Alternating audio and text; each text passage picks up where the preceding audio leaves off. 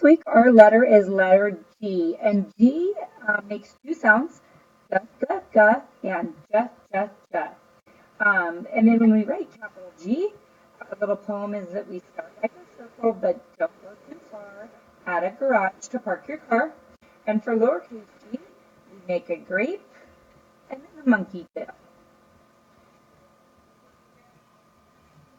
And then for homework options, just like normal, you and your child can pick out an activity to practice letter G. If they have a different idea, I'm just fine with that.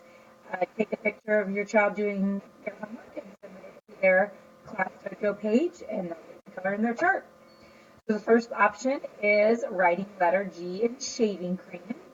You can either put the shaving cream right on the table or put it on a tray to make it a little bit more clean. You can write capital G's and lowercase g's. Just remember that repetition is key. If you can keep their attention with it, for 10, 15 minutes, that's awesome.